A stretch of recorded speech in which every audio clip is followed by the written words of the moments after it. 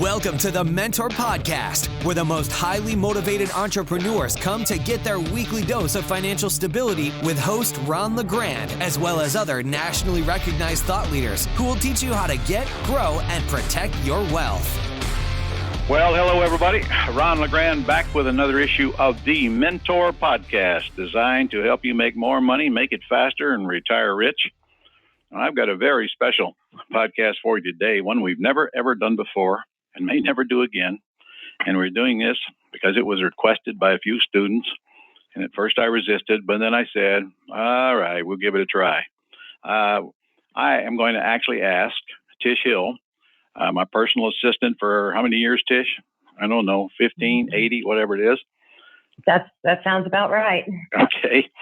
I've assigned her the task of interviewing Beverly. And of course, I'll be on the phone also, so you can actually ask questions to either one of us. And I have no idea why we're doing this. It certainly does no value to anybody. It ain't going to help anybody make another dime. But since you requested, we're going to go ahead and do it. So we have a list of questions that Tish is going to ask and anything else she wants to throw in. So we'll see where this goes. All right. All right, Miss Tish. Miss Beverly, you there? Yes, I'm here. Okay. She's sitting there eagerly awaiting. So fire at us, Tish. Well, Beverly, this is fun. Tish. All right. Well, I think the first thing that everybody wanted to know was, where did you meet Ron LeGrand? Well, I met him at he was getting out of high school, and I met him at his car. So let me expand on that a little bit. I was still in high school. She picked me up when I was a baby. I came out one day to get in my car, and I found my best friend and two women there waiting on me. And that's actually where we met. That's the truth. Back in 1965. Wow. So did he take you out right away? What was your first date like?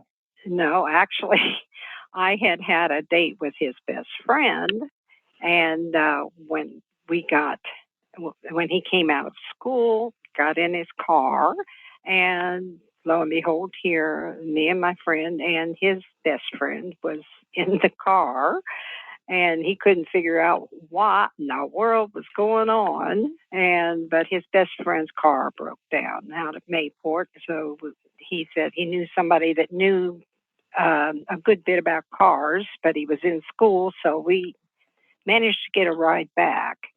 And he checked Ron's car to see if it was unlocked, which it was, and he said, well, get in and sit down. He'll probably be out in a minute. Well, he came out, and of course he was in shock. We were all sitting there, and he couldn't figure out, why his best friend and two women were there. But anyway, we got in the car and went down, and Ron, I think, got his car started. I'm not sure. I don't remember that. But then, I don't know, we just kind of got to talking, and next thing I know, I had a date with him that night.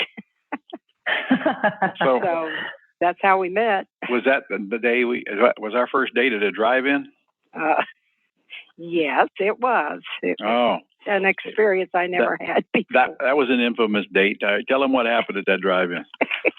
In my 58 Chevrolet.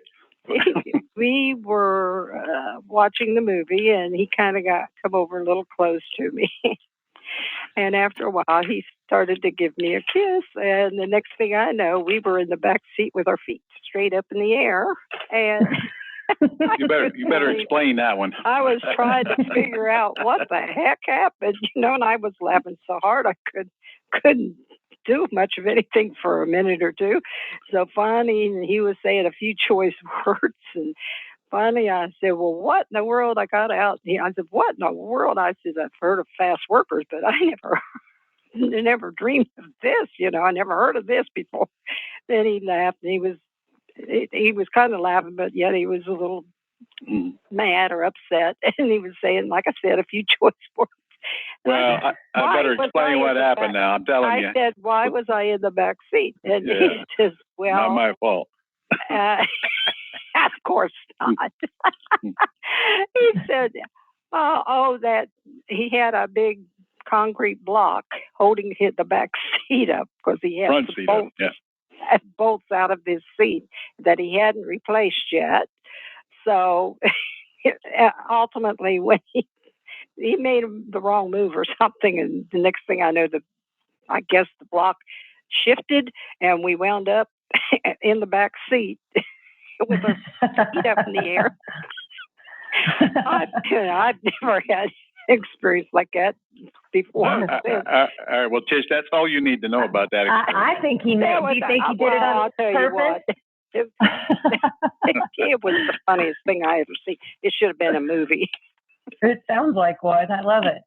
That's great. So when did you know you wanted to marry him? Oh, I don't know. Within a couple months, I guess. Oh, wow. We started dating. I was going with a sailor at the time, and he was out to sea when I met Ron. So, needless to say, that relationship kind of broke off, and I just started dating Ron steady. And so, I don't know. We got to talking one night, and the next thing I know, we decided we wanted to get married. So we were actually only dating about 6 months before we got married, and frankly, back then that was kind of normal. And if you weren't married by the time you hit 19, when we were growing up, something was wrong. Times have changed. Yeah, quite a bit. Well, what were your early years together like? You guys had kids? Well, yeah, we had 2 daughters. 2 years after we got married, we had a daughter, our first daughter, and then 4 years later, we had our second daughter. So, yes, we had two daughters together.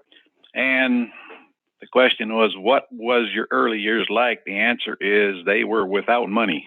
Oh, well, yeah. Yeah. Constantly looking for money. In fact, we couldn't even afford to buy groceries more than 2-3 times a week because couldn't afford a whole week's worth at a time. Well, I definitely remember that part. Yes, you worked at a service station to begin with for about 6 or 8 months, and then I had an uncle that was working at the International Harvester Company up there in Springfield, and so he helped him get Ron on working at the International Company making trucks. And that lasted 2 years because that's all I could stand of that. It was the most boring job on the planet. They honestly could have trained a monkey to do what I was doing. And geez, it was all I could do to make myself go to work. And I sit there all day watching the clock. Hated it. You have to admit, though, at that time, that was a lot better money than the service station. Oh, absolutely. And we had benefits. We had insurance and yep. different benefits that you didn't have through the other. So at that time, that was good. You know, we managed to move from an apartment to a house, renting a house for a few years. So. Yeah, I remember that apartment. I remember roaches crawling out of the cracks in the walls. That's what I remember about that apartment. But that's why we decided things was not right at the time. Then we made a change. Yeah, we did. So what did you think of him quitting his job and going into real estate? Well, it was kind of a surprise, although he did dabble in it up in Springfield for a while, while he was doing all this other work. And then when we came down here, he was working a couple different places. And then he decided, that the real estate would probably be good because he went to a meeting like everyone else does. And he said, I think I can do this. And I said, well, if anybody can, I think you can. So that's basically how that started. Are you glad he did it? Oh, definitely. Definitely.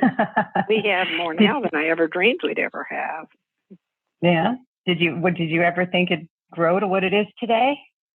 No, not really. I just thought, buying and selling real estate. And we was doing pretty good, but I just never thought of him being an instructor or anything like that at the time. Neither did I. Happy there. We were just happy that he was doing well, and we was being able to move forward. That was the beginning of what is now. Well, have you worked while you guys have been married? Have I worked? Yeah. Did you? Okay. Well, I had a couple jobs, but then he got in that position where he was doing well enough that I had the two daughters to raise and take care of. So we just made a pact that I would just go ahead and stay home and take care of them and see them through the different, clubs and school and things like that. And he would go ahead with what he was doing. Actually, we had two daughters together, but when I married her, she had a son and a daughter already. So I had instant built-in family. So we actually had 4 kids that we were raising. And man, my whole life was spent trying to figure out how to get the money to pay the bills. So somebody had to stay home, take care of the kids. So she had a couple of jobs, but they didn't last very long. But so she really hasn't worked most of the time we've been together, which, by the way, in September will be 54 years. 54 years Wow. with 9 grandchildren and 11 great-grandchildren. And, man, they just keep on coming. And don't forget the dogs now. Oh, yeah, 2 dogs and a cat as well. Yeah, and that's our babies now. 2 golden retrievers and a Persian cat. Well, I think being a mom is a full-time job itself. So I think that was no question definitely worth your time. It is. So definitely. Mm-hmm. What do you do for fun these days, Beverly? What's your favorite activity? My favorite activity? Well, it's not like it used to be, being I'm a little older now. I don't know. I spend a lot of time on the computer, and I do a lot of gardening in the spring and summer and fall, and take care of the house. And where do you like to go the most? I like to go to different casinos. There you go. That's only like 3 times a year, maybe. Yeah. You mean before Easter? Yeah. Well, no. I've only been to a casino twice. Yeah, but it's only March. Yeah, well, I'll probably be there about 4 times this year. Hey, at my age, why not? I raise my kids and everything. So, and you go a lot to teach other people the trade, and I'm here by myself. Why not? Okay. All right. What do you like to play? Video poker. Although I do play other things once in a while, but that's my favorite. So do you end the year up or down? Well, up a little. I'd have to have proof of that. I am up a little bit. You know that. I don't know. Actually, she's pretty good at that video poker. I've never seen anybody play it like her, because she plays a $10 machine times 5, $50 every time she pushes that button, which I can't hardly stand to sit beside her and watch this. And, but boy, when I bring home them checks, you sure like them. Yeah. Well, the whole goal is actually to win more than you put in the machine. Well, I have done that quite a few times, dear. Yep. I won $250,000 once. Yep. And I've hit a lot of 40,000s and 80,000. So, I mean, come on. Oh, okay. Well, but the good thing is she's one of them high rollers, and boy, they treat her like a queen and put her up and pay her a hotel and buy her food and send her to shows and fly her out on an airplane and the whole work. So, it's all said and done, whether she's up or down some, it's cheap for how they treat her. So, when she plays to win. She didn't play to lose, which is why most people lose when they go to Vegas. She truly believes she's going to win when she sits down to that machine. So it's kind of an attitude change. Of course, it doesn't hurt to have the money to keep sticking in the machine till you hit a jackpot. Yeah, right. Well, as long as it pays off, that's what counts. Now, it doesn't happen every time, but it happens quite often. So, as long as I can come home at least with what I took, I'm happy. But a lot of times I come home with a lot more than that. And you're having fun doing it. Actually, I won a Bentley one time at Bellagio in Biloxi. Biloxi. But she won that with a drawing, and she was in the drawing because she was a high roller. And it was a $200,000 car. So when I was sitting there watching television one night, and the phone rang, and it was her on the other end screaming so loud, I thought somebody heard her or something. She won the drawing. we got that Bentley, and Franklin drove around a little bit and scared crap out of me. I was afraid somebody's going to stick a gun in my ear, so we finally sold the thing. Bentleys don't work too well in Jacksonville, Florida. I doubt if there's too many places around they would nowadays anyway. Well, Beverly, do you ever go out on the road with Ron? Once in a while, not real often, but I do. I used to go all the time, and then there really wasn't nothing for me to do, so I just, I still go. There's different places that he goes that I go with him, but most of the time, no. Does it bother you that he's gone so much? Well, yeah, I would prefer him to be home more, but I mean, other than that, I mean, I don't care. That's what he likes to do. Yeah, well, she goes with me some places, but not to the event. She doesn't sit in the room while I'm talking. I'm not sure she knows what I'm talking about, but I'm not sure she cares either. So, I got a pretty good idea. But of course, if I get anywhere near Vegas, she's going. That's for sure.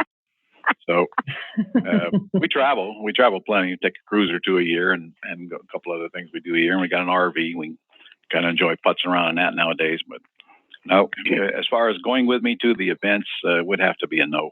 Occasionally, but not very often. Right. Would you like to see him retire? Sometimes yes, sometimes no. What do you think he'd do? Well, I don't try to be crazy, probably. No, I think, as long as he's happy when doing what he's doing, and we still get to go places and do things, during the year off and on, I think it'll be okay. Because I don't think he'll ever retire anyway. Well, that's good to know. Well, I mean, what would you, like you said, what would you do? Right. Be crazy, right? Drive me crazy. I couldn't stand he sitting likes home to drive. all day.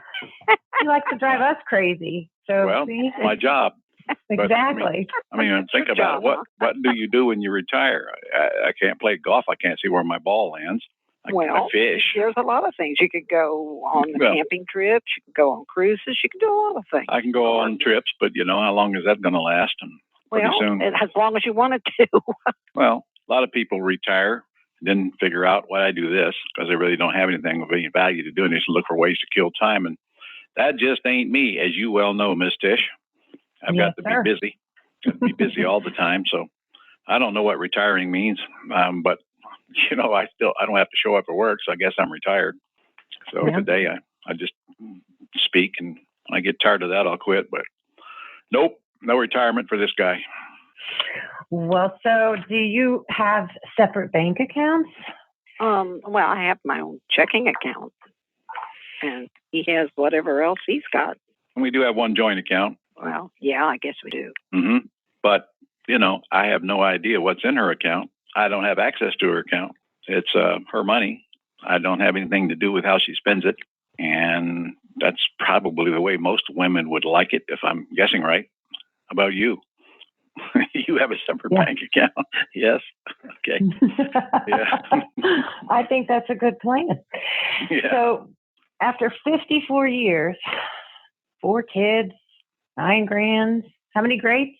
11. 11. My gosh. So Beverly, what do you think is the secret to such a long, happy marriage? Well, there's probably several. Of course, letting him do what he likes to do, and him letting me do what I want to do when he's gone. But we do work hard at it, and we do have our times, but we always manage to work it out. So that's what counts. When I'm asked that same question, why you've married so long, my answer is because I'm gone a lot. I wasn't going to say that. No, I get it. But the truth is, if I'm sitting around his house all day and she's here all day, oh man, we'd have a hard time getting along. That's true. Because honestly, that's traveling makes it a lot easier than spending all day. Some couples don't mind spending all day together, but I'm just not one of them. We need to separate from time to time and do our own thing, as most couples do, actually. And of course, sometimes when people ask, why have you been married so long? I always tell them, well, it's a secret to the long marriage. I always tell them, well, you can either be happy or you can be right. You just have to pick one. And that's applicable here as well. Well, so Beverly, are there any other secrets or things we should know about Ron you want to share with us? Do you have any Well, I'm sure there's a lot of secrets, share? but you just they'll need to know about them. Well, I was asking her. They want to know. Okay. Well, that I think that If there was such one. Well, that's something that, like he said, No, not really. I'll tell you one thing that we are very good at, though, and that's making sure that we stay ahead of the health thing. We get a lot of checkups with multiple different doctors. Try to make sure that if something comes up, that it's not going to get advanced before we learn about it. Because at our age, which is 72 and 74, she's the old one, and she's the elder in the family. Excuse me. People are dying all around us, and every time I think about it deeply, most of it comes back to not getting checkups early enough, and they don't find out till it's too late. So we are certainly not going to be accused of that. She has multiple doctors for multiple things, as do I. I'm sure my insurance company likes neither one of us, but we're taking advantage of it and making sure we get the checkups. So that's one reason why we've been able to stay somewhat healthy this long. And that's important because without the health, what you got? And nothing. And of course, being financially okay for such a long time certainly helps because in my experience, financial issues cause stress, which cause health problems, which cause relationship problems. And it's just a domino effect. So fortunately, I was able to cure the money problem. So now we just got to try to stay healthy and live as long as we can. My goal is 110. I don't know what Beverly's is. About the same. About the same. Okay. 114. Yeah. Okay. All right. That'll work. I mean, why don't we just live forever? That'd be nice. Yeah, That would be nice. I would love it. That's like dreaming, but we'll just have to work on being able to stay healthy and live as long as possible. Enjoy it while we all can. That's all right. Right. That's right. Well, I really appreciate you taking the time to answer some of these questions for us, Beverly. Thank you. The listeners are going to enjoy every bit of it. Okay. I appreciate it, and I want to tell everyone hi, and you're in good hands with Ron. Well, thank you, dear. You're welcome. All right. So you're out of questions, Miss Tish? I am. All right. Well, golly, I have no idea what value this conversation is going to be to anybody, but you asked for it, so you got it.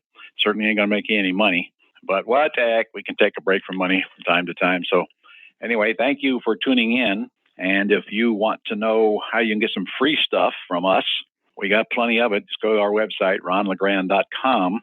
And if you want my book, that's ronsfreebook.com, where you can download it and actually listen to it. Now it's on audio. That's the real estate book. And anyway, there's plenty of things for you to do. If you want my wholesaling course, you can go to ronsdollardeal.com and spell it out. And you can download my entire wholesale course. And you will have to join the Gold Club for 30 days and try it out, which is only $59 a month. But you should do that anyway if you're actually listening to this call. So that's ronsdollardeal.com. It's a $600 course. So with that said, I guess that's enough for now. Thank you, Ms. Tish. And I will see you all on the next The Mentor Podcast. That's all for this edition of the Mentor Podcast. To connect with Ron and learn how you can attain financial freedom, as well as up-to-date strategies to grow and protect your wealth based on today's discussion, go to www.connectwiththementor.com.